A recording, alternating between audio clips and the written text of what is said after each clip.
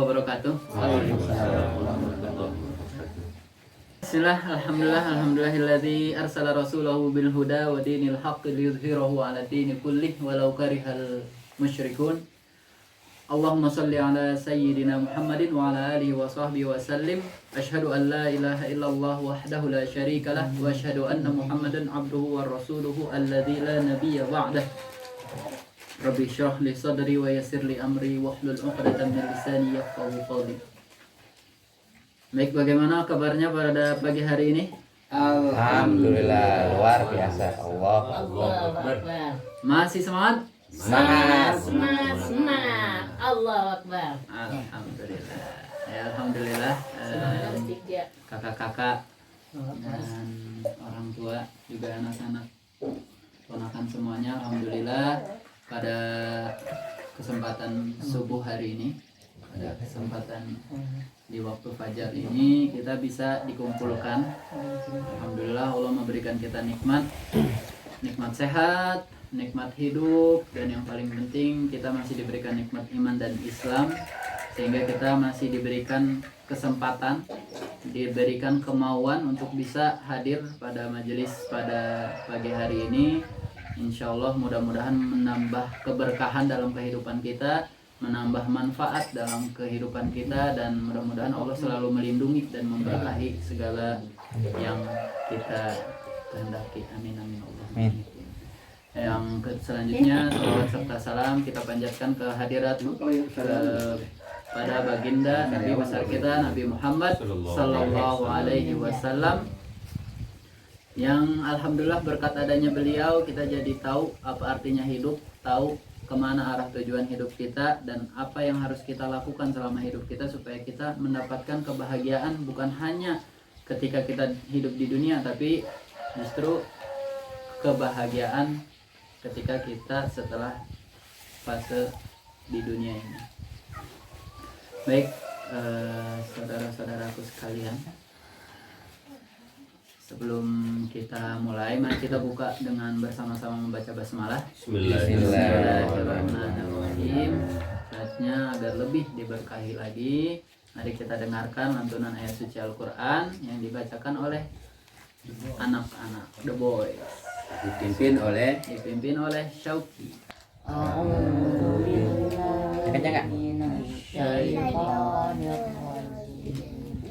Bismillahirrahmanirrahim.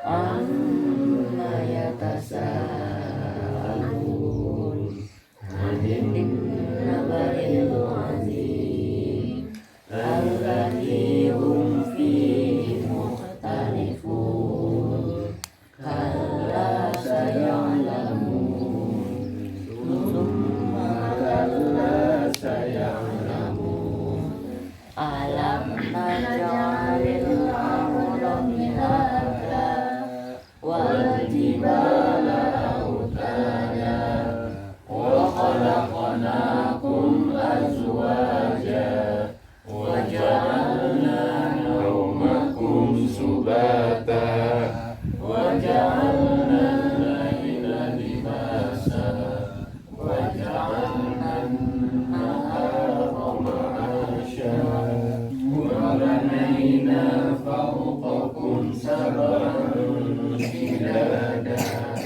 wa ja'alna sirajan wa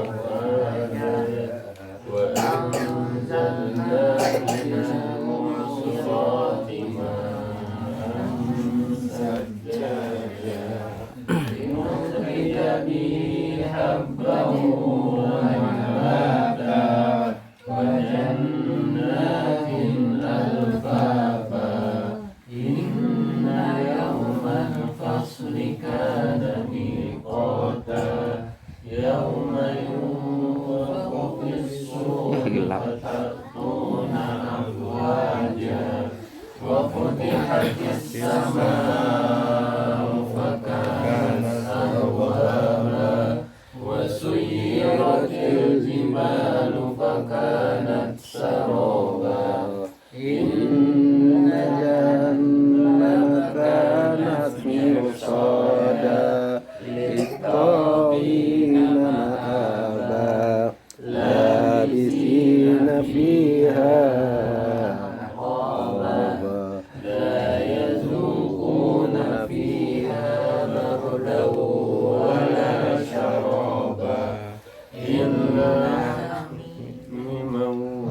wassaqa jazaa'an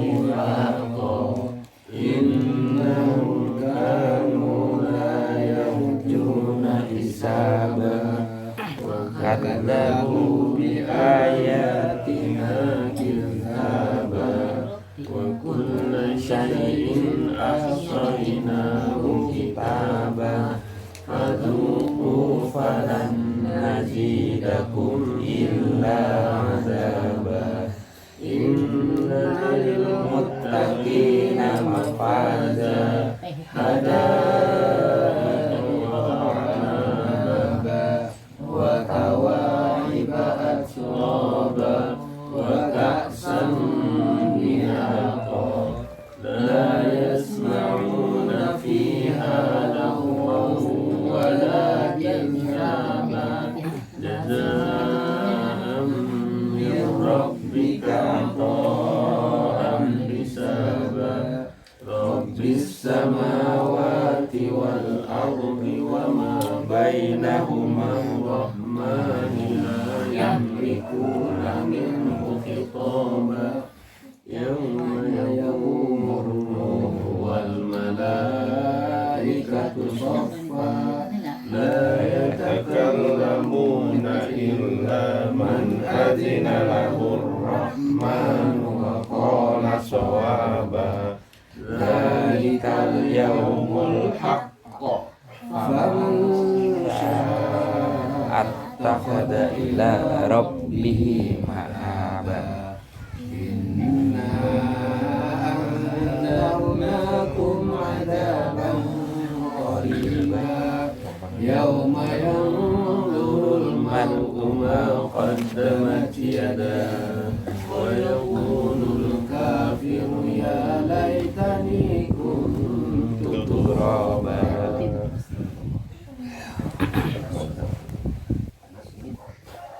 Sadaqallahul azim. Alhamdulillah, Allahumma arhamna bil Qur'an waj'alhu lana imaman wa nuran wa hudan wa rahmah.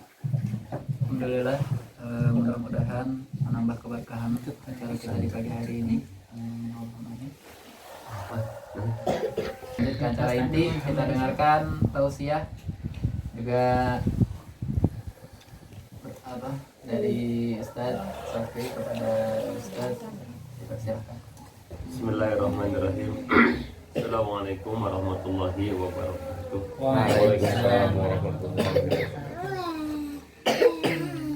Bismillah, alhamdulillah, salatu wassalamu ala rasulillah wa ala alihi wa sahbihi wa mawalah. Asyhadu an la ilaha illallah wahdahu la syarikalah wa asyhadu anna sayyidana Muhammadan abduhu wa rasuluh alladzi la nabiyya ba'dah wa la rasula ba'dah hatta yaumal qiyamah. Allahumma salli ala ruhi Muhammadin fil arwah wa salli ala jasadi Muhammadin fil ajsad wa salli ala qabri Muhammadin fil qubur. Allahumma balligh ruha Muhammadin minni tahiyatan wa salama. Allahumma salli ala nuril anwar wa sirril asrar wa tiryaqil aghyar wa miftahi babil yasar sayyidina Muhammadin al-mukhtar wa alihi al-athhar wa ashabihi al-akhyar adada ni'amillahi wa idlalih amma ba'du. Ayuhan nas ittaqullaha haqqa tuqatih wa la tamutunna illa wa antum muslimun. Wa qala Allah ta'ala fi kitabihil karim a'udzu billahi minasyaitonir rajim. Bismillahirrahmanirrahim. Innama yakhshallaha min ibadihi al-ulama.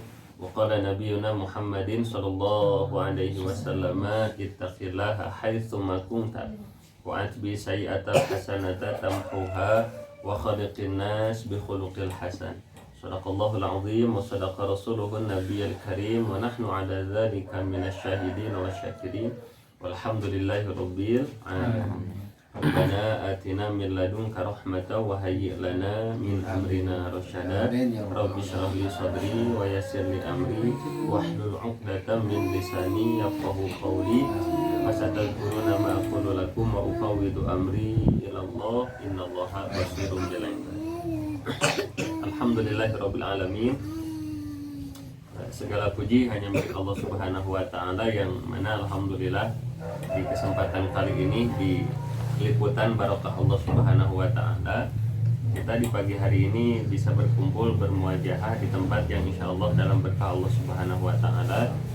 Semoga terkhusus Bapak Marwan sekeluarga bersama seluruh keturunan senantiasa berada dalam liputan berkah Allah Subhanahu wa Ta'ala. Amin ya Allah ya rabbal alamin.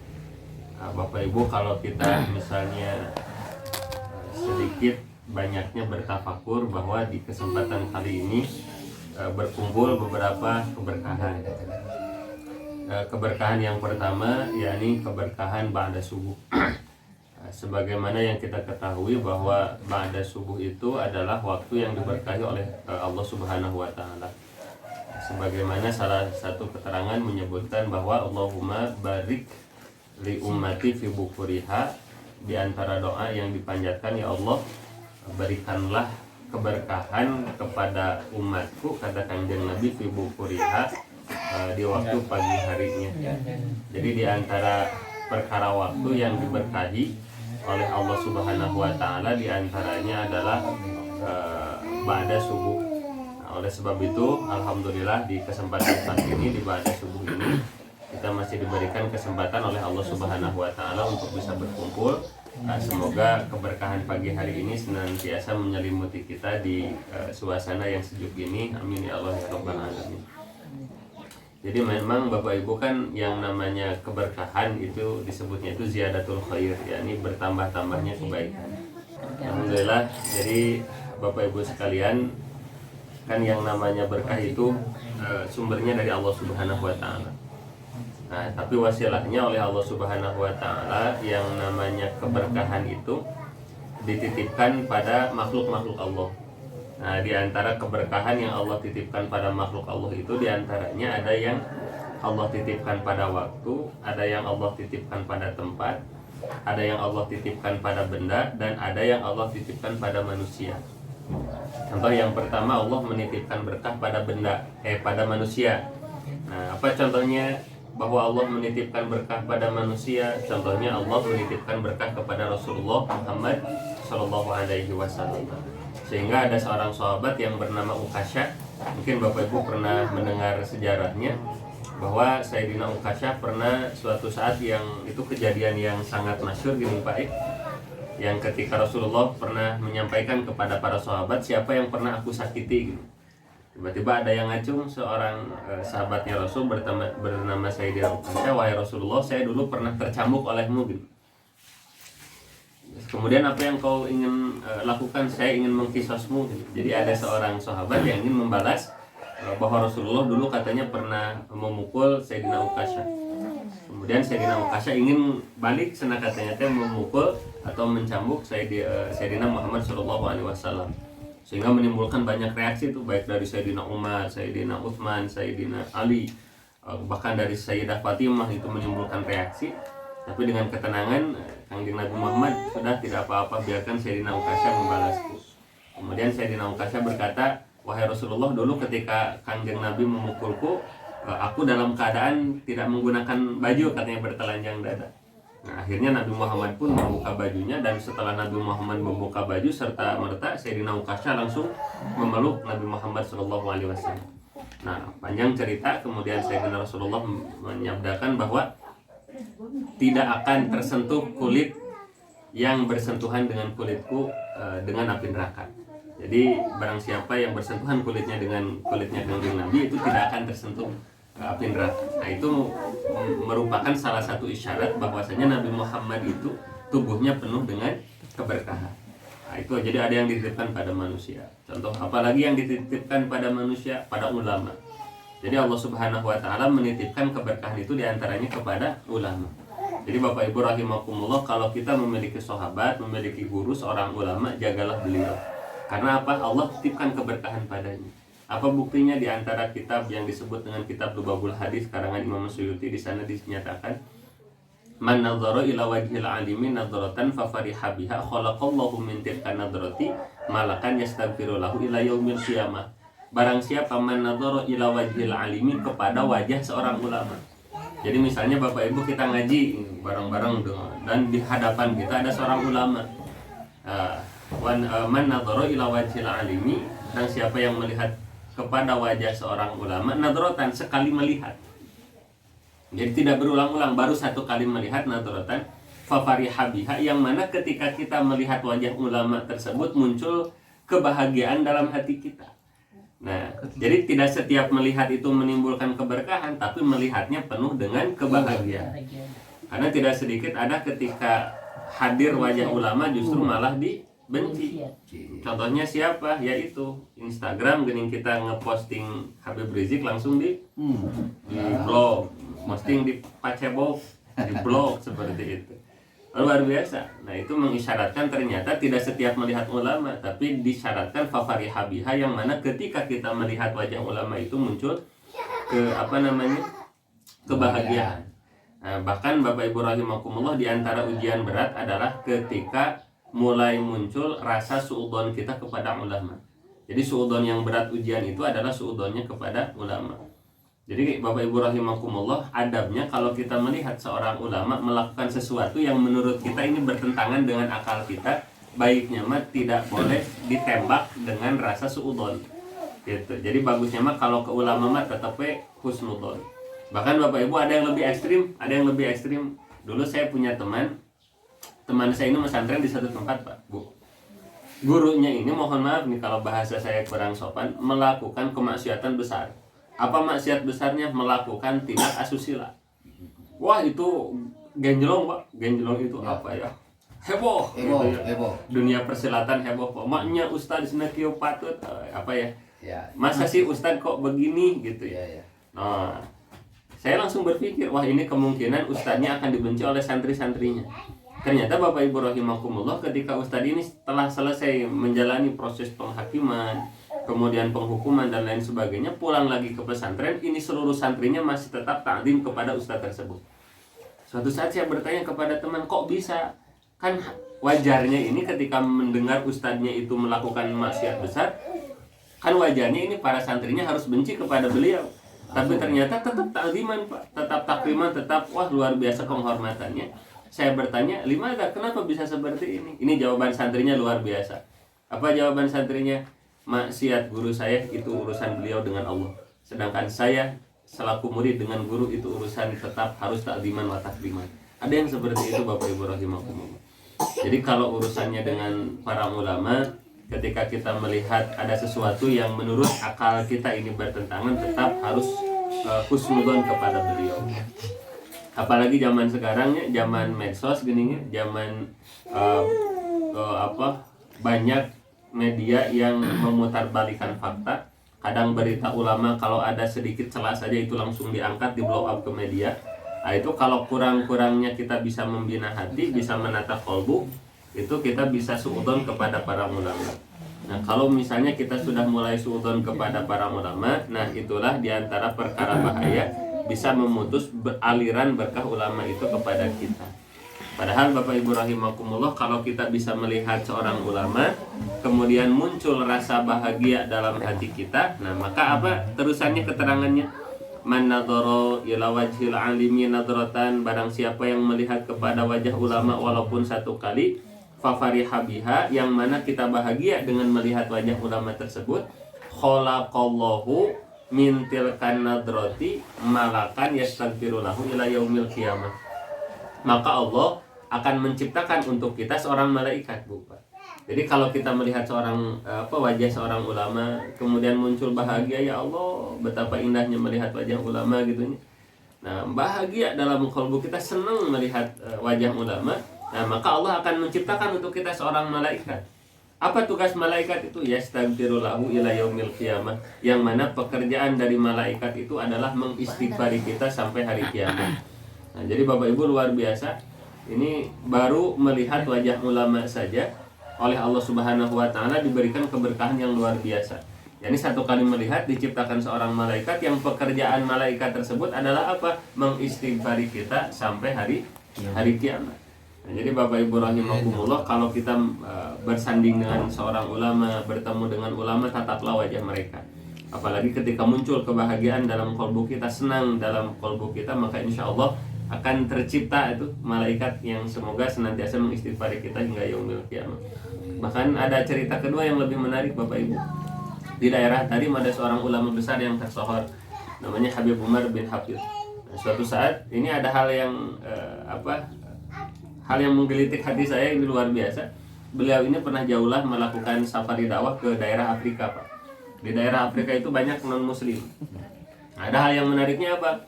Ketika beliau mau pulang ke Yaman, itu ketika beliau sedang naik mobil, tiba-tiba ada seorang Afrika yang mengejar-ngejar mobil tersebut. Kaget yang lain, kenapa, ada apa? Tiba-tiba orang non-muslim tersebut berkata, saya ingin masuk Islam, katanya. Yang benar ingin masuk Islam? Ya, pokoknya saya ingin masuk Islam. Sedangkan saat itu Habib Umar mau berangkat ke bandara.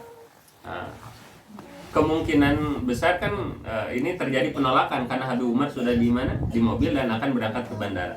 Tapi luar biasanya beliau langsung dikatakan, sudah, karena kita akan mengejar disebut take off pesawat, katanya.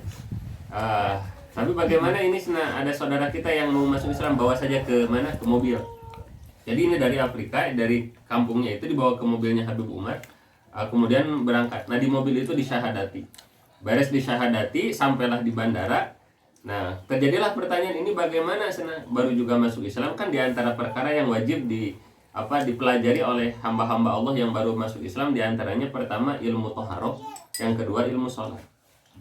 Ini yang kedua, ini dua ilmu yang wajib dipelajari, yakni ilmu toharoh dan ilmu ilmu sholat. Kata Habib Umar, saya ingin ngobrol dulu dengan beliau, dengan saudara kita yang baru masuk Islam ini, akan saya ajarkan kepada beliau ilmu toharoh dan ilmu sholat. Ini ajudannya bingung, wahai Habib, ini kurang lebih 5 menit lagi kita akan take off nih. Sedangkan bagaimana Habib mau mengajarkan beliau toharoh dan sholat selama 5 menit? Enggak, segala urusan adalah milik Allah Subhanahu wa Ta'ala. Tiba-tiba ada pengumuman bahwa penerbangan delay kurang lebih 2 jam. Itu selama 2 jam langsung diajari secara khusus. Dan saat itu alhamdulillah beres, Pak Bu. Ilmu toharoh beres, ilmu sholat beres. Setelah itu Habib Umar berangkat. Dan yang jadi pertanyaan, ditanya ini, Pak, yang non muslim yang pindah, yang jadi mu'alaf itu, kenapa kok Bapak jauh-jauh berlari-lari mengejar mobil sampai ikut ke bandara, kok kenapa ingin masuk Islam? Jawaban mu'alaf tersebut sederhana dan luar biasa. Saya belum pernah mendengar apa itu Islam. Saya belum pernah membaca Al-Quran. Saya belum pernah membaca hadis. Saya belum pernah mendengar kalam-kalam ulama. Belum pernah. Lalu ditanya, kenapa tuh Bapak ingin masuk Islam? Jawaban mu'alaf ini luar biasa mencengangkan. Jawaban dari mu'alaf ini, saya ingin seperti orang itu sambil menuju kepada Habib Umar. Kenapa Anda ingin menjadi seorang orang itu? Nggak tahu, pokoknya ketika saya melihat wajahnya, tiba-tiba hati saya bahagia. Ketika saya melihat wajahnya, tiba-tiba hati saya gembira. Ketika saya melihat wajahnya, tiba-tiba hati saya tenang dan senang. Saya ingin menjadi seperti dia. Tuh Bapak Ibu rahimakumullah. Jadi ada yang disebut dengan dalam Al-Quran, dalam keterangan itu sima'us sholihin. Apa itu sima'us sholihin? Cahaya kesolehan dari wajah seseorang. Jadi Bapak Ibu rahimakumullah, kan kalau ada orang yang beliau ini rajin sujud, kemudian beliau ini terjaga matanya dari maksiat, biasanya dari wajahnya itu ada sima'us sholihin, ada cahaya kesolehan. Nah, jadi yang pertama, tadi Allah menitipkan keberkahan pada berkah, Bapak Ibu, menitipkan keberkahan pada manusia, diantaranya kepada Nabi Muhammad SAW, yang keduanya kepada para ulama, gitu kan, sampai melihatnya saja Allah titipkan malaikat kepada kita. Yang ketiga diantaranya adalah orang tua kita. Nah, ini adalah sumber keberkahan yang luar biasa. Kan barang siapa yang pandai membahagiakan orang tuanya, pandai mencari ridho orang tuanya, maka Allah pun ridho kepadanya. Tapi barang siapa yang sebaliknya, pekerjaannya menyakiti orang tuanya, melukai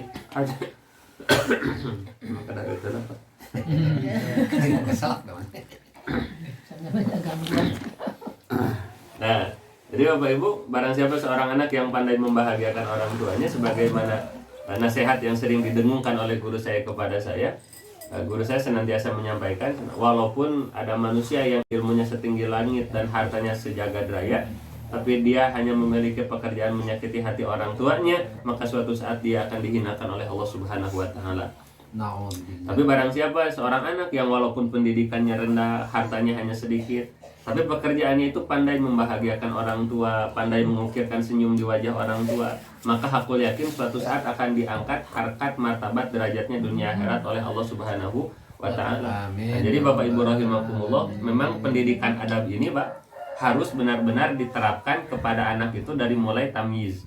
Tamyiz itu dari mulai kan gini Pak, kan ada urutan anak itu yang pertama sobi itu bayi seperti beliau ini bayi sobi.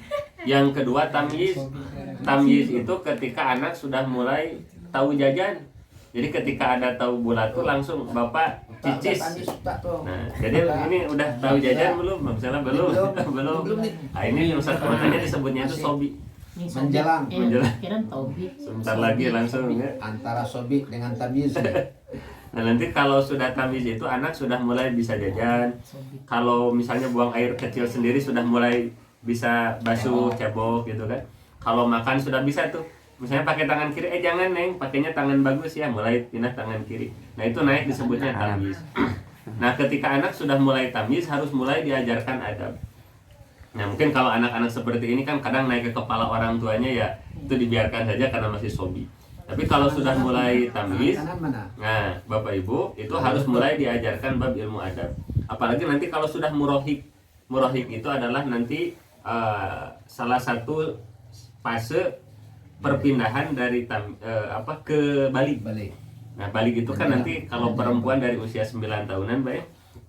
Nah, nanti itu disebutnya kebalik. Jadi bagusnya kalau sudah usia tamyiz, misalnya usia SD kelas 1 atau sekarang TK 0 besar, itu harus mulai diajarkan tentang adab tata krama khususnya kepada orang tua. Karena Bapak Ibu tidak bisa dipungkiri, kadang kalau anak sudah diajari misalnya usia berapa tahun? 13. Berarti SMA SMP kelas 3. Oh, kelas 1. Oh iya ya, 13. Kelas 7 ya, kelas 7 itu kelas usia 7 itu 1 SD. Berarti 12 tahun, 13 tahun kelas 1 SMP.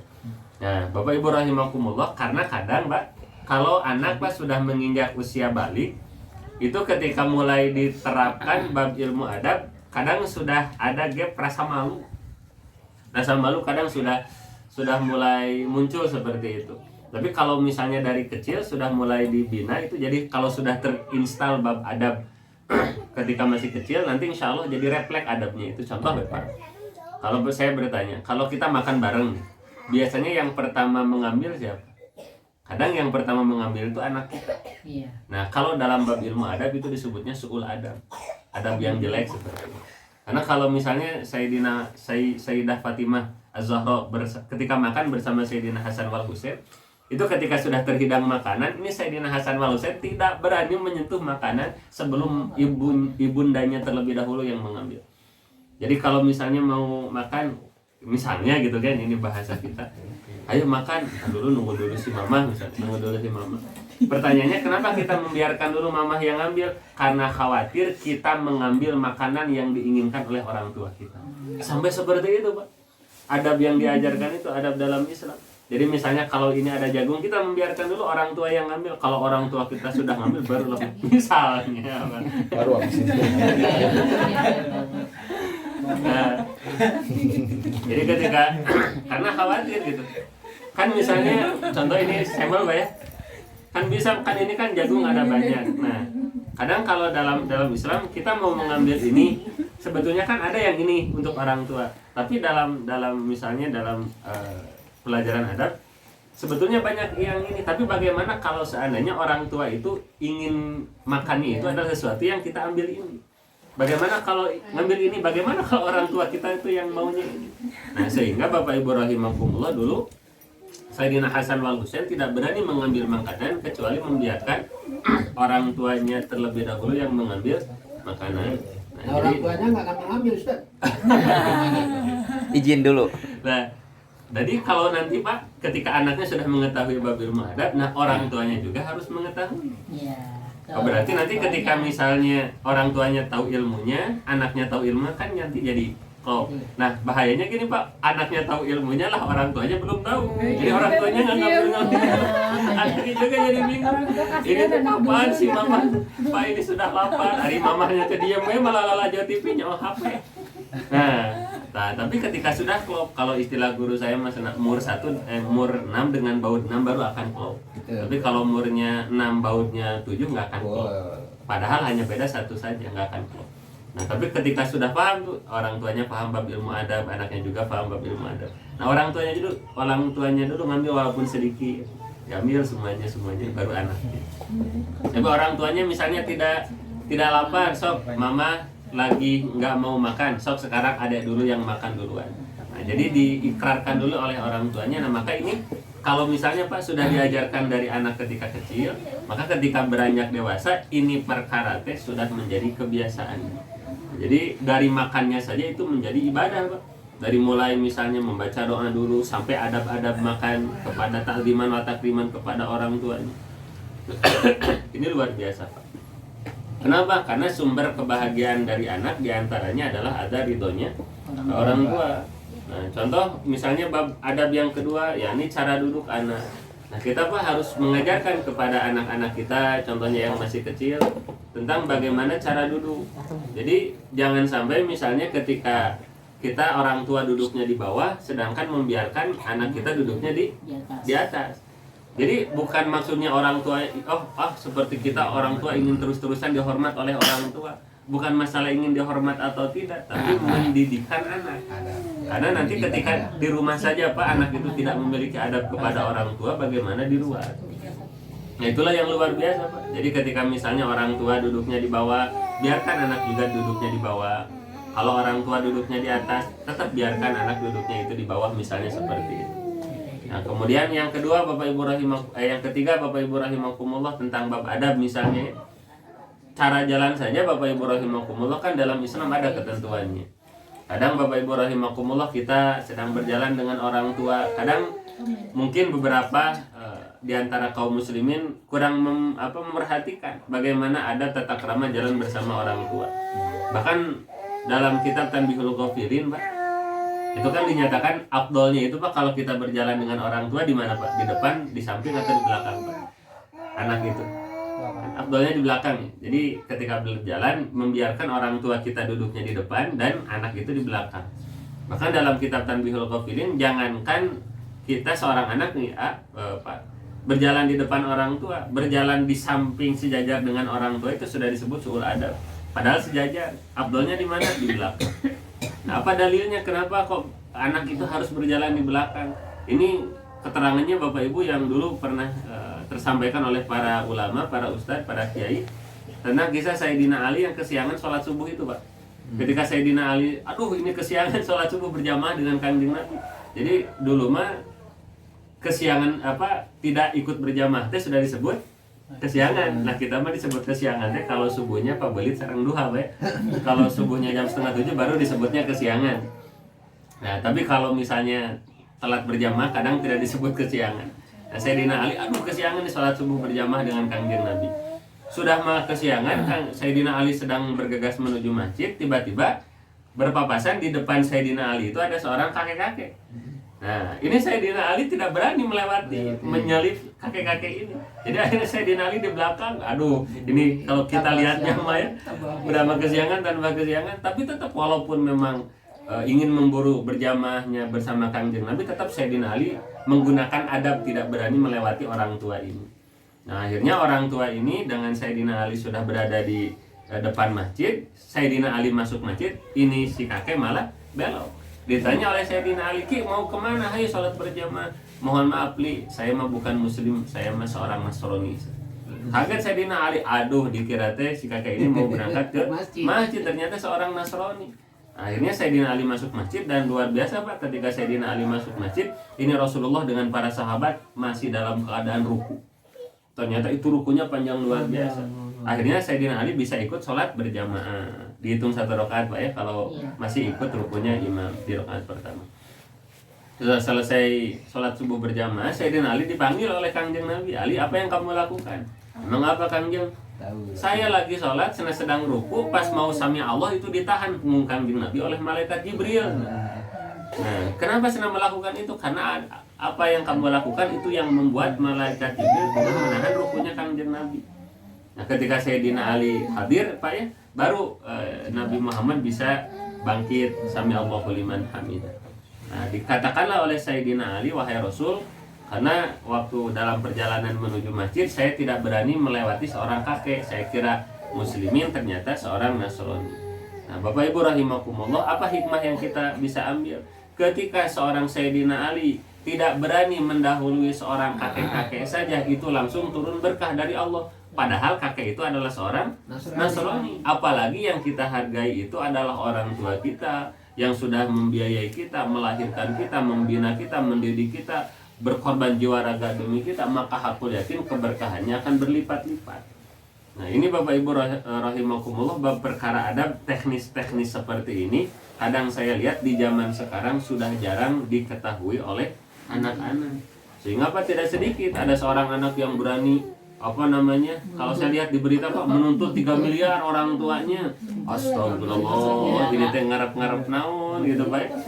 Ada yang sampai berani mempenjarakan. Sampai kemarin Pak, yang berani membakar orang tuanya gara-gara membakar rumah orang tuanya gara-gara tidak diberikan uang untuk membeli narkoba. Waduh, itu luar biasa sekarang melihat di media massa Pak, mengerikan.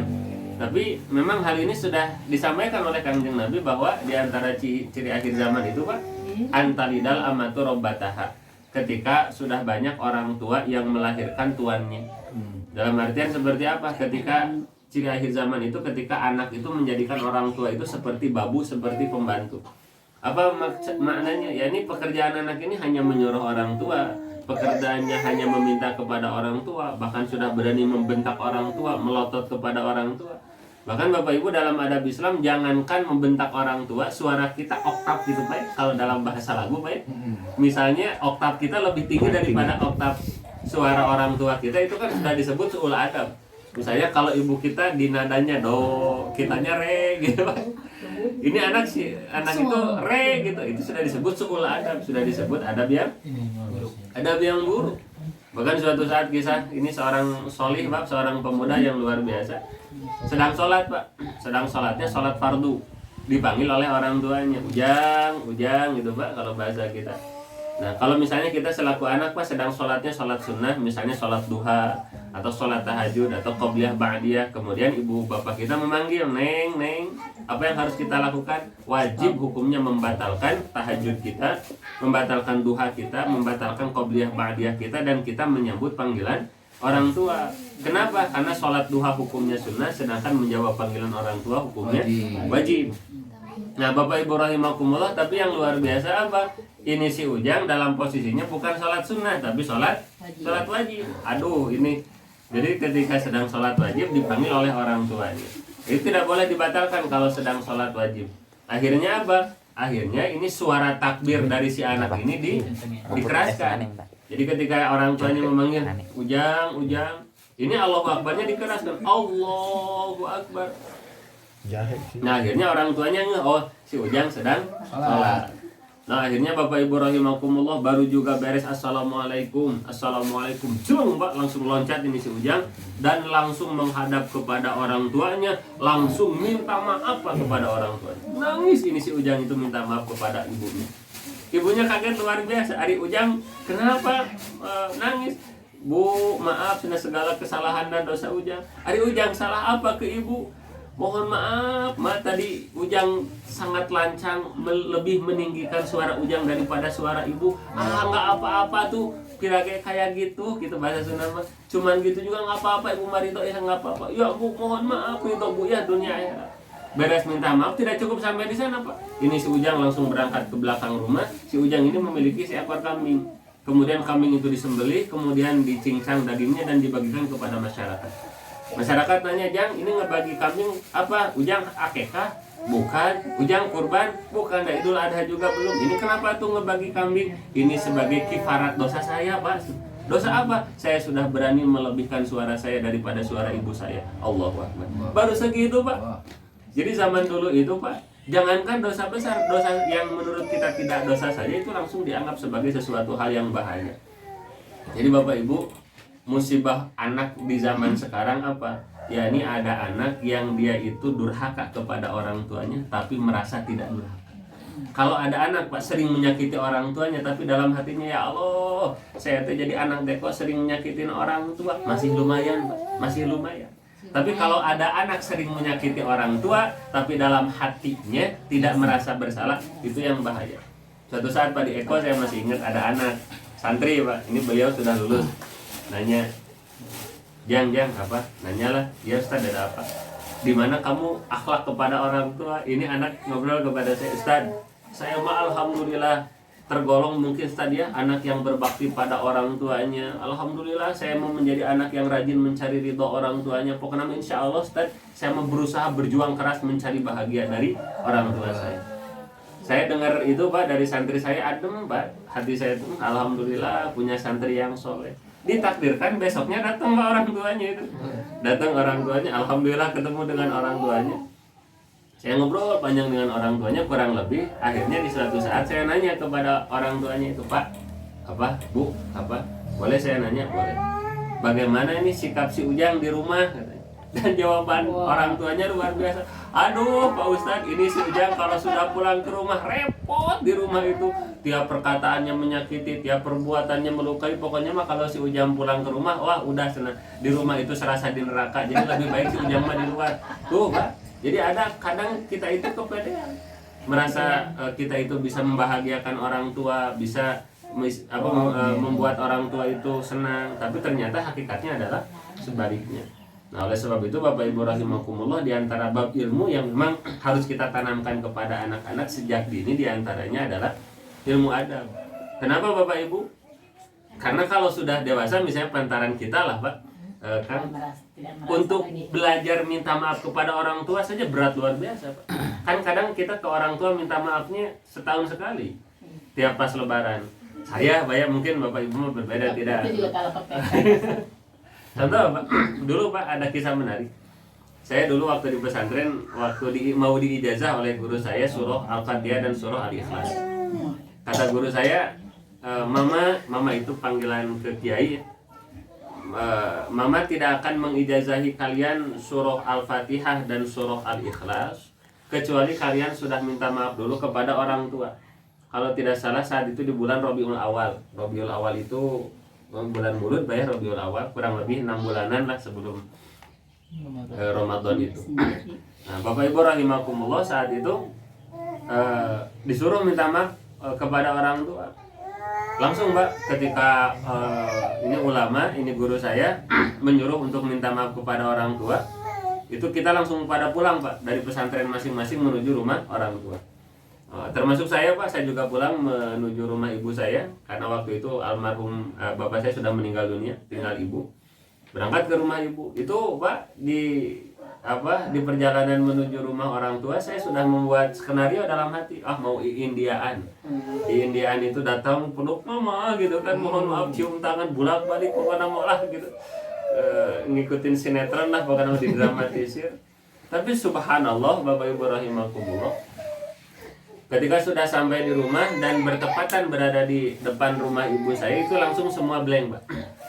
Blank semua rencana, blank semua skenario. Kenapa? Karena langsung tertutup oleh rasa malu. Ya Allah, itu gimana dah saya teh nggak terbiasa gitu Pak mengucapkan Pak, mohon maaf, nggak terbiasa. Nah akhirnya Bapak Ibu rahimakumullah bingung, saya teh gimana? Mau masuk terus minta maaf malu, mau balik lagi ke pesantren gimana gitu kan? Nah akhirnya mau tidak mau ya saya ngetrok rumah ibu saya.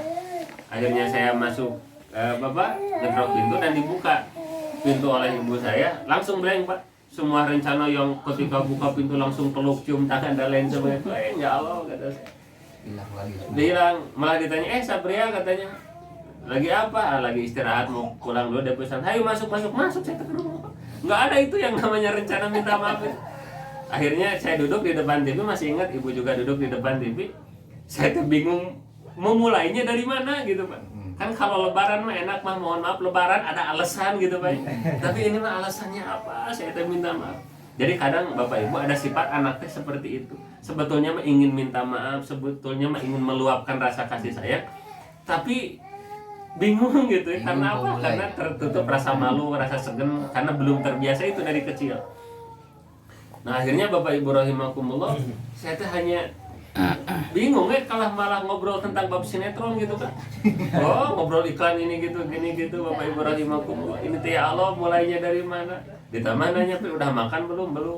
itu ada sarimi mau nggak? Kan salah satu favorit saya itu Indomie atau sarimi diseduh pakai cengek Pak, cengek apa cabai rawit itu kan salah satu menu favorit saya. Pakai sukro Pak. Itu dibuatin menu favorit oleh ibu saya, malah makan mie bareng berjamaah. Pak ketawa ke Dewi. Secara dohir Pak ketawa bareng sama orang tua, tapi secara batin nangis. Ya Allah, mulai dari mana?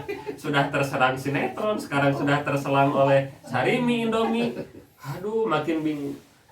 Nah, jadi Bapak Ibu rahimakumullah, terkadang ketika seorang anak sudah menginjak dewasa dan kadang mulai mengerti bab adab kepada orang tua itu setelah mulai menginjak dewasa, kadang itu Pak tertutupnya itu oleh rasa malu, rasa segan. Contoh Bapak Ibu pertanyaan. Canggung.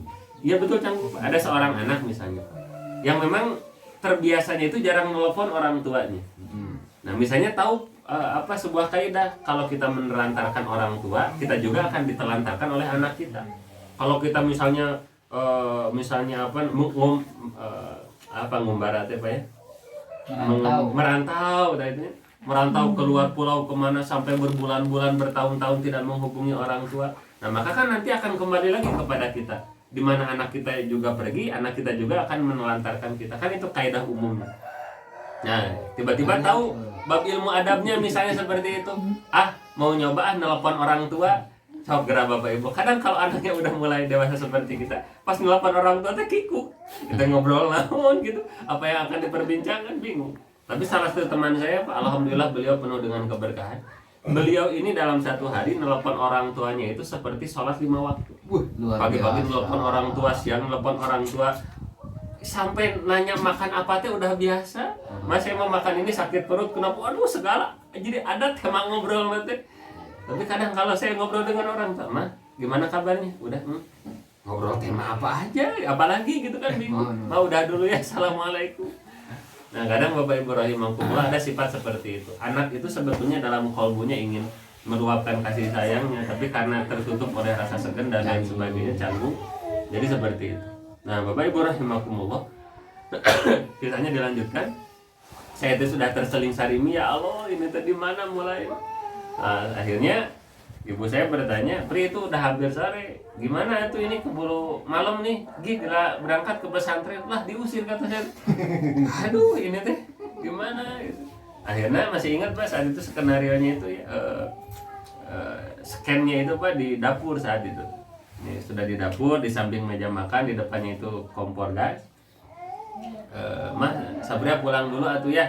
Ya sok hati-hati di jalan. Saat itu saya sudah mau buka pintu Pak. Tapi ya Allah ini saya mau gini terus gitu. Akhirnya ya saya paksain aja mau minta maaf kepada orang tua walaupun hanya sepatah dua patah kata. Saya balik kanan, saya pegang Pak tangan orang tua. Saya ucapin, Mah mohon maaf Sapria lahir batin mohon ridho. Hanya berkata seperti itu pakai bahasa Sunda Pak. Hapunten tina samudaya dosa lahir batin ada ridhona ti mama. Mungkin saat ini saya berkata kelihatan saja Pak saat ini. Tapi pas saat itu mungkin Pak, karena ketika saya bicaranya itu dengan benar-benar menghadirkan hati istihdharul qalbi gitu. Minta maaf, alhamdulillah plong Pak saya itu sudah minta maaf. Saya itu mau langsung balik kanan, mau langsung lari dah malu. Tapi ketika saat itu saya melepas tangan ibu saya menengadah ke atas, saya lihat ibu saya sudah menangis. Waduh, lihat ibu saya nangis, saya juga tuh nggak kuat lihat ibu saya nangis. Akhirnya jadi Indiaan di dapur Pak. Wah bener Pak, yang namanya minta maaf itu plong gitu Pak. Dan setelah itu alhamdulillah saya rasakan sedikit banyaknya Allah bukakan banyak jalan seperti itu. Oh ternyata ini hikmahnya dari guru saya bahwasanya perkara ilmu itu bukan hanya sekedar kita baca kitab, bukan hanya sekedar mendengar kalam ulama, tapi ketika di sana ada ridho orang tua yang mengalir kepada kita, maka akan terbuka segala perkara yang sulit untuk kita. Nah maka Bapak Ibu rahimakumullah, pertama Allah menitipkan keberkahan itu pada manusia yang memang harus kita jadi, yakni pada Rasulullah SAW, para ulama dan orang tua kita. Pandai kita menjaga itu, insya Allah akan hidup kalbu kita, akan hidup kehidupan kita baik di dunia ataupun di akhirat. Yang kedua, ada Allah menitipkan berkah itu pada benda seperti air zam-zam gitu kan. Allah menitipkan keberkahan itu pada apa? Di antaranya pada tempat seperti masjid. Nah, contoh ini Pak, ketika rumah dipakai majelis ilmu, maka hakul yakin rumah ini akan diberkahi oleh Allah Subhanahu wa taala. Karena kan nanti rumah itu Pak ada dua Pak. Ada yang dipenuhinya itu oleh jin, deriwa, jurik, buta hijau dan lain sebagainya Pak, rumah itu. Tapi ada satu rumah yang diliputinya itu oleh siapa? Oleh para malaikat Allah. Kenapa dikelilingi oleh para malaikat? Karena di dalamnya diadakan majelis ilmu, baik itu besar ataupun kecil. Nah, jadi ketika istiqomah Pak tiap hari, tidak bukan seperti ini misalnya seorang suami, neng sini duduk dia apa sok istima ya simaan baca surah An-Naba yang dengar itu kan majelis langsung dikelilingi oleh malaikat sampai arasnya Allah. Atau jang sini sok liatin bapak sholat ya, itu kan niatnya taklim mencari ilmu, maka langsung hafat sumul malaikat, dikelilingi rumahnya itu oleh malaikat-malaikatnya Allah. Maka jangan aneh Pak, kalau kita masuk rumah betah. Tapi kadang ada rumah yang lain masuk teh kok hati itu gelisah, panas, gak tenang, gak enak. Nah, itu diantara kebedaannya itu di sana. Jadi ketika ada suatu rumah yang sering dipakai untuk majelis ta'lim, maka hakul yakin rumah itu akan dikelilingi oleh malaikat. Jadi bagusnya Bapak Ibu ketika kita ada kantor atau tempat usaha kok serasa ada hal yang gak enak nih, gak beres, sering-seringlah di sana itu diadakan majelis ta'lim, pengajian-pengajian gitu ya. Kita gimana nggak ada nih ustadznya ya kita saja di dalam kemudian ngaji apa, maka insya Allah ini akan nyedot magnet mohon berkah dari Allah Subhanahu wa taala. Dan yang terakhir diantara yang Allah titipkan keberkahan itu pada apa? Pada waktu. Nah, waktu yang Allah berkahi diantaranya apa? Malam gitu Pak. Bapak Ibu, yang namanya berkah itu nanti bukan hanya di sepertiga malamnya saja, itu sepertiga malam puncaknya Pak. Tapi nanti ada dari mulai mukadimahnya itu dari mana? Dari mulai ba'da isya. Maka ada yang disebut dengan tahajud, ada yang disebut dengan qiyamul lail. Apa itu tahajud? Bangun dari tidur sholat. Jadi Bapak misalnya ba'da isya tidur 5 menit, baru 5 menit Pak, bangun lalu sholat, itu disebutnya tahajud. Asal ada tidur dulu. Tapi kalau tidurnya ba'da isya bangunnya jam 8 pagi itu beda lagi Pak ya. Bukan sholat duha tapi bukan sholat tahajud tapi sholat duha. Nah, Bapak Ibu rahimakumullah. Tapi gimana kalau kita qiyamul lail bisa tidak? Bisa Pak. Qiyamul lail itu artinya menghidupkan. Dan mohon maaf Pak, catatannya bukan hanya dengan sholat, tapi apa? Dengan warna amal ibadah. Bapak Ibu misalnya dari mulai ba'da isya itu, dari ba'da isya sampai subuh apa? Buat bakso Pak. Ngegiling bakso. Kan membuat bakso itu perjuangannya luar biasa. Jangankan bakso, cilok lah Bapak Ibu tahu cilok ya nih. Cilok itu kan dari mulai ngolah sampai diputer-puter, kadang bisa sampai jam 12 malam. Kenapa tahu pengalaman Pak, dulu ketika pernah jualan cilok, itu giling-giling ciloknya satu baskom saja bisa sampai jam 1 sampai setengah 1. Nah Bapak Ibu kan kita ketika buat cilok niatnya apa? Menafkahi keluarga. Hukum menafkahi keluarga kan hukumnya wajib. Nah, jadi itu disebutnya juga qiyamul lail. Bapak Ibu, aduh misalnya ada yang punya insomnia, nggak bisa tidur, pas lagi tidur juga, pas lagi baringan, tapi hatinya tetap ya Allah, ya Allah. Nah itu juga disebutnya qiyamul lail. Bapak Ibu jam 12 bangun, si ade nangis, pas dibuka pampernya ada jackpot Pak ya, ada surprise gitu pas buka pamper itu oleh ibu dicepokin dulu.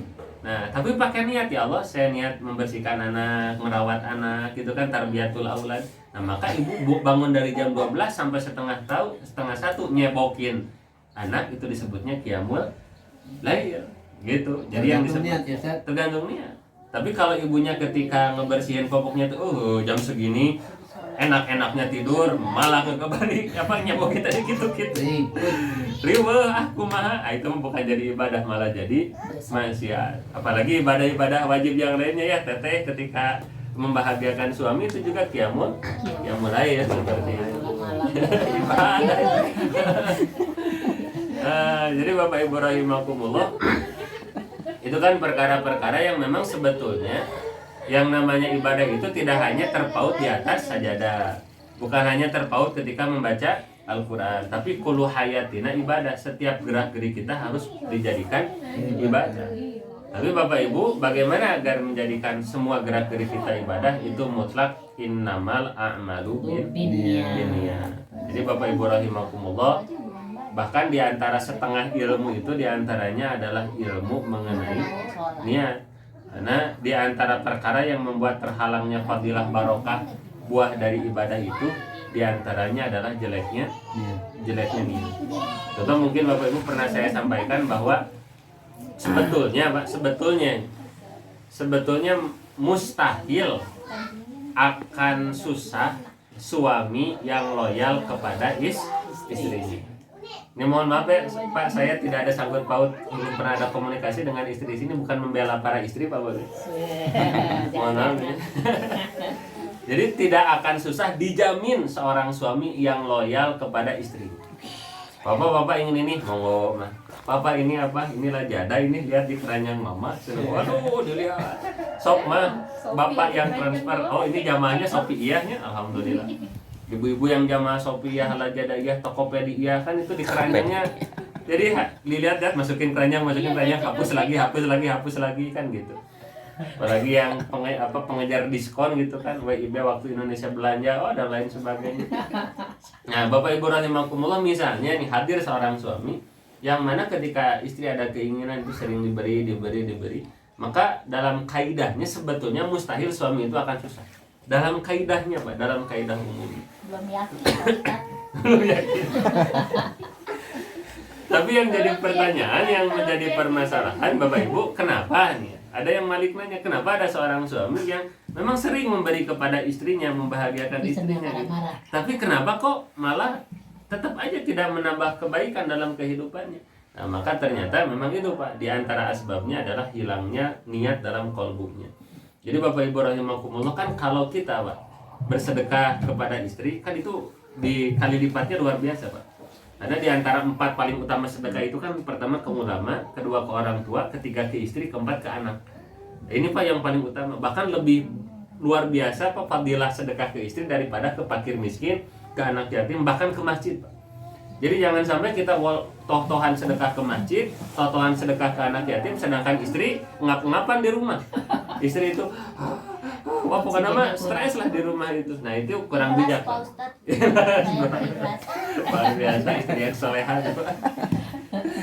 Nah Bapak Ibu rahimakumullah, kalau seorang suami itu pandai membahagiakan istrinya, maka aku yakin rezekinya juga akan diluaskan oleh Allah Subhanahu wa taala. Contoh Pak, dulu juga yang pernah saya sampaikan gini Pak, seorang teman saya yang ketika datang istrinya itu memohon meminta banyak sesuatu, kan ini suaminya hanya berkata amin itu Pak ya. Amin. Dan ternyata luar biasa diijabah itu, ditutup langsung kebutuhannya.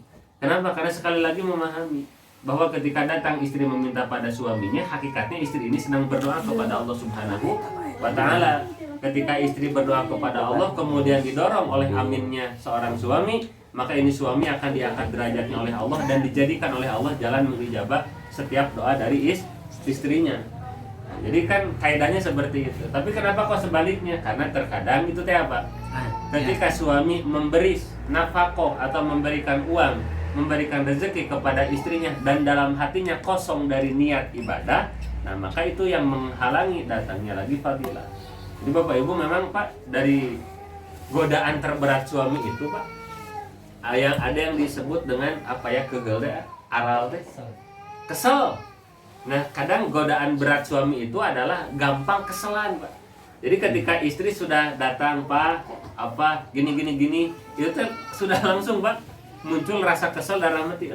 Baru juga tanggal segini, padahal kemarin juga sudah belanja teh, sekarang sudah minta lagi. Di lemari juga itu banyak gamis yang belum terpakai, sudah minta lagi. Waduh Pak, itu teh kesel luar biasa. Jadi kalau misalnya Pak, kita seorang suami Pak kurang bisa menata hati, kita ngeluarin berapapun tetap tidak akan membuka pintu berkah. Makanya tadi kata Bapak di awal, temanya diantaranya ada tentang rasa syukur. Waktu dulu Pak, saya oleh guru saya Pak di pesantren, Pri, kita ini harus belajar rasa syukur dan mengamalkan syukur. Belajar rasa syukur, tahu kaidahnya gini. Ari mengamalkannya gimana? Sok, saya nanya ke kamu, gimana? Kalau kita diberikan uang oleh orang lain, gampang tidak mensyukurinya? Gampang, kata saya. Bagus. Kalau kamu naik jabatan, gampang tidak mensyukurinya? Gampang. Ya, yang namanya bersyukur bukan hanya sekedar ketika mendapatkan hal yang seperti itu. Tapi ketika mendapatkan sesuatu yang menurut akal kita ini adalah musibah, kamu juga tetap harus bisa bersyukur. Nah ini kakak kelas Pak di pesantren nanya kepada saya, nguji Pak, Pri senang gini, apa? Punya istri? Punya. Ketika kamu senang Pri di dompet nggak punya uang, terus di ATM juga telur asin nggak punya uang, terus datang istri katanya. Ini istri tiba-tiba datang ke hadapan kamu, kemudian khutbah Jumat. Khutbah Jumatnya temanya apa? List belanja hari ini. Dari mulai keinginan primer, sekunder sampai tersier. Dari mulai gas, token listrik, gamis sampai bros kerudung. Waduh, itu khutbah apa disebutkan? Oh, itu istri tidak ada hari kecuali khutbah. Bada duhur khutbah, bada asar khutbah. Ngobrol aja ke kamu. Dan kamu tidak punya uang. Itu nanya ke saya gini, bagaimana cara nyukuran anak? Gimana? Cara mensyukurinya gimana? Saya langsung Pak di sana langsung ngeblank. Ke kakak kelas itu manggilnya Mang lah ya kalau di pesantren. Mang, gimana saya teh mau bersyukur? Uang nggak punya, istri banyak permintaan, bukannya bersyukur piring terbang Mang kata saya. Ini lemari bisa langsung wah jatuh dan lain sebagainya. Kan kata saya tadi jadilah abdan syakur la in syakartum la azidana. Kan ingin kamu teh diberkahkan rezeki oleh Allah, ingin dibuahkan pintu rahmat oleh Allah, ingin. Kan syaratnya harus bersyukur. Terus gimana cara kamu bersyukur nih senang? Ketika datang istri yang seperti itu, bingung kata saya teh. Kemudian sebelum dijawab ya, ada kisah lagi yang kedua. Saya punya salah satu teman guru ini Pak, teman guru. Tapi mohon maaf nih Pak ya kalau ada yang guru sih. cerita saya kurang berkenan di hati Bapak Ibu. Saya tuh punya guru saya punya teman gitu. Beliau orang daerah sana Pak ya, timur sana. Orang Padang. Istrinya itu 4 Pak. Istrinya ada 4. Mulai menegangkan ibu-ibu sekarang. Biasa. Oh biasa aja suara. Istrinya ada berapa? Ada 4. Tapi luar biasa Pak. Ini walaupun istrinya 4 kan seharusnya terjadi perang dunia ke-1, 2, dan 3, 4, 5 dan lain sebagainya. Tapi diberikan oleh Allah itu ketenangan, sakinah, mawadah, warahmah. Bahkan keempat istrinya ini memiliki SOP-nya masing-masing. Ada yang satu bagian masak, istri yang kedua bagian bersih-bersih rumah, istri yang ketiga bagian antar jemput itu Pak, anak bagian humas, dan anaknya itu kurang lebih ada 40. Dari kemarin. 40 dong. Ini beneran Ustaz. Iya, kurang lebih ada 40. Bentar dulu, ceritanya dengerin dulu. Nah, ini istrinya itu ada 4 Pak. Kalau begitu mah nggak apa-apa Bos. Oh, Istrinya 4, anaknya cuma 2. Nah, ini kurang lebih ada 40 anak. Nah, Bapak Ibu rahimakumullah, itu satu saat saya baru sekali nih ketemunya dengan beliau, cuman sekali. Tapi yang anehnya itu apa? Usianya sudah sangat sepuh, tapi perawakannya seperti usia yang 40 tahun, 40-30 tahun. Nah, perawakannya itu, padahal usianya sudah sepuh. Nah, wallahu alam lah seperti apa rahasianya. Nah, suatu saat memberikan wejangan yang luar biasa. Yes. Di antara ciri kenapa wasilah Allah memberikan kepada Bapak sakinah mawadah warahmah, satu di antara kuncinya adalah ilmu tauhid. Ilmu tauhidnya apa? Kalau Bapak pulang ke rumah, lihat istri sedang zaman dulu cemberut, itu Bapak sama sekali tidak berani kesal kepada istri. Aneh saya tuh. Kan seharusnya mah ketika pulang rumah, ketika sedang capek, kita sedang lelah, pulang ke rumah itu kan inginnya disambut oleh istri itu apa? Dengan senyuman. Bapak teh manis, kopi atau air hangat, mau mandi dulu atau kan inginnya seperti itu ya. Seperti kita masuk ke kafe, Pak pesan apa? Kan inginnya seperti itu. Tampilan istrinya sudah senyum, badannya sudah wangi. Kan inginnya seperti itu, Pak. Inginnya. Karena apa? Karena kita sudah berjuang keluh kesah di luar, apalagi di luar kan subhanallah Pak, pandangan mata kita melihat hal-hal yang bericak burinong lah istilah Sunda yang gemerlap. Tapi karena bapak-bapak yang soleh ini menjaga matanya, udah nggak mau saya punya yang halal di rumah, saya punya yang halal di rumah. Lihat komputer mau tergoda, nggak mau saya mau punya halal di rumah. Pulang ke rumah mau lihat yang halal, ternyata yang dilihat, aduh subhanallah. Seperti yang pernah saya sampaikan, 1 bulan nikah seperti ratu, 1 tahun menikah seperti babu, 3 tahun menikah seperti hantu, kan seperti itu. Aduh, luar biasa. Padahal seorang suami itu kan harapannya besar, luar biasa. Nah, Bapak Ibu rahimakumullah, pulang ke rumah kan inginnya seperti itu, disambut dengan senyuman. Nah, sekarang mah seperti membela suami, Pak. Mohon maaf nih. Tadi ya, Pak ya. Masuk ke rumah kan inginnya itu disambut dengan senyuman, dengan belayan, dengan dan lain sebagainya. Ini pulang ke rumah ternyata istri dalam keadaan cemberut. Ditanya sedikit, apa sih si bapakmu? Ditolak sedikit, wah langsung marah dan lain sebagainya. Nah, kan secara manusiawi kalau saya pribadi kan kesel, Pak. Lagi capek-capek pulang ke rumah kan malah seperti itu. Tapi ini salah satu teman dari guru saya berkata, kalau bapak mah dalam kondisi seperti itu tidak berani marah sedikit pun, jangankan marah, kesal pun tidak berani. Saya kan kaget, kok bisa, Pak? Simpel katanya, bapak mah gini. Bapak nanya sana ke tamunya, apa? Hari istri bapak punya siapa? Punya Allah. Hari itu dibuat cemberut oleh siapa? Oleh Allah. Berarti ini perbuatan siapa? Perbuatan Allah. Berarti kalau bapak marah istri cemberut, berarti bapak hakikatnya marah pada perbuatan siapa? Pada perbuatan Allah. Berarti nganggap Allah salah dong. Kayak kata saya teh. Bener, oh. Jadi bapak mas, nah kalau lihat setiap tingkah laku istri teh yakin ini adalah perbuatan Allah. Jadi apapun yang dilakukan oleh Allah, bapak mari dawe gimana Allah. Nah ternyata itu diantara kunci sakinah mawaddah warahmah, karena ketauhidannya luar biasa. Dan itu kok bukan lip sync, Pak, bukan ucapan, tapi sudah merasuk ke dalam kalbu, jadi rasa. Nah gitu, Pak. Jadi kan luar biasa nyukuran.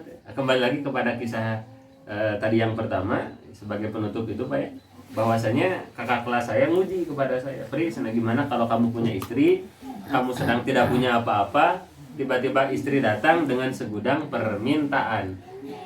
Jawaban dari pertanyaan dari kakak kelas saya bukan bagaimana cara menjawabnya, tapi bagaimana cara mensyukurinya. So, mensyukuri istri yang seperti itu gimana katanya? Ketika kamu nggak punya uang dan istri khutbah Senin, khutbah Selasa, khutbah Rabu sampai Ahad itu katanya.